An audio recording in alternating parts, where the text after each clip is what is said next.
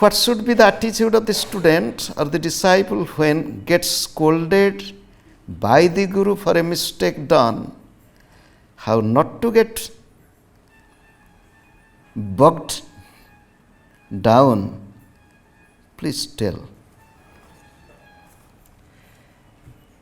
About 500 years ago, in India, in Odisha, in Puri, lived a great spiritual master.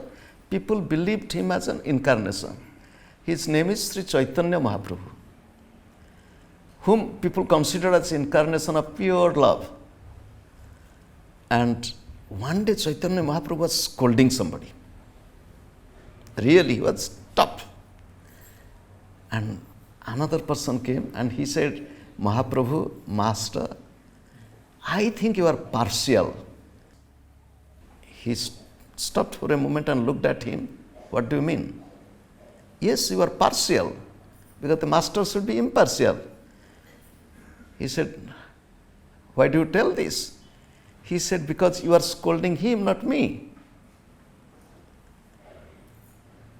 You just think, if the teacher scolds you, will you like it? No. But he's telling you are not scolding me, you are scolding him.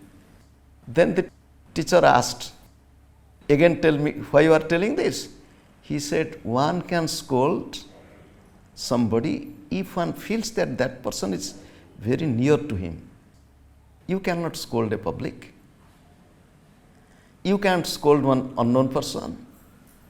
You cannot scold somebody if you think that the scolding is not going to give any impact, rather you might lose that person.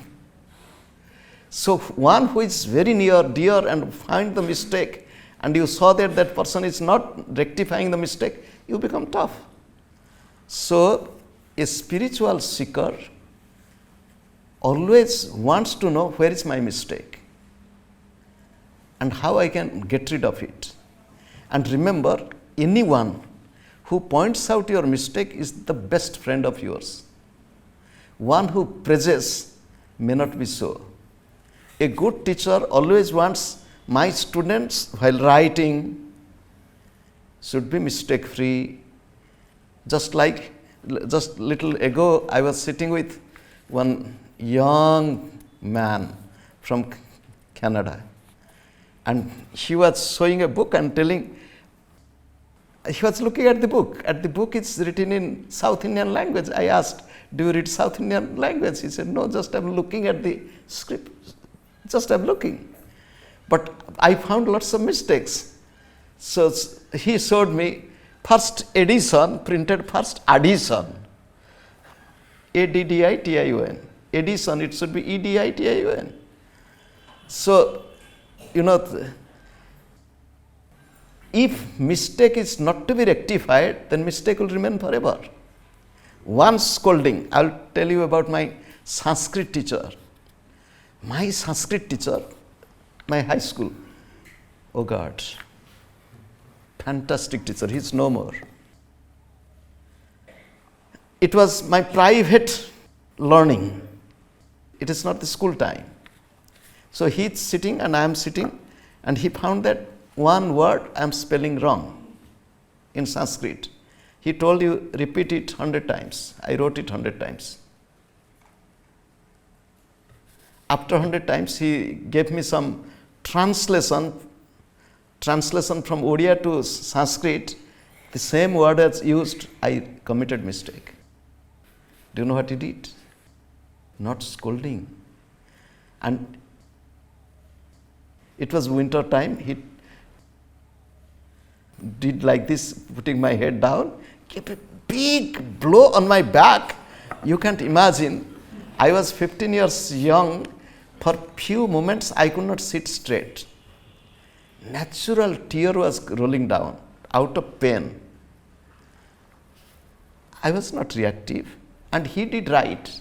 To me, writing the same word 100 times and committing mistake immediately. And I think if I know little bit of Sanskrit, I am not a Sanskrit teacher, but little bit of Sanskrit I know, it is because of him. So, although it was a big blow, it was a blessing to me. However, a good student takes this scolding with the right attitude, with love, do you know, it shows the strength of the student. Does he take it in a positive attitude or not? How can we better control our desires or vasana?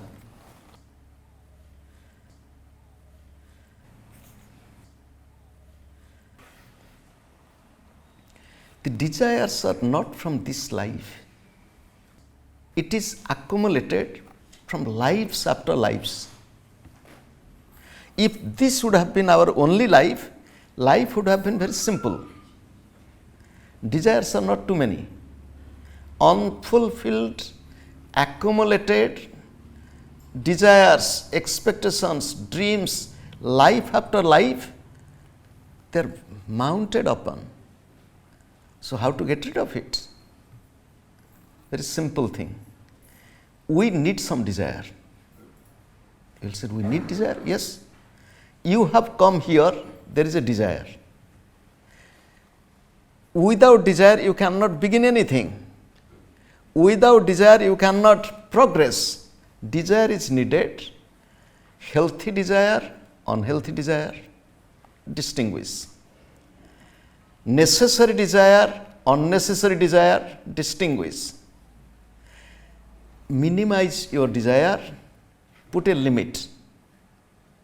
So, the masters have told, put a ceiling on desire, not killing of desire. So, no, that is enough. This is enough. Begin with this. What is the role of studying scriptures in spiritual development? Sometimes I do not understand how to be careful in studying, how not to get confused.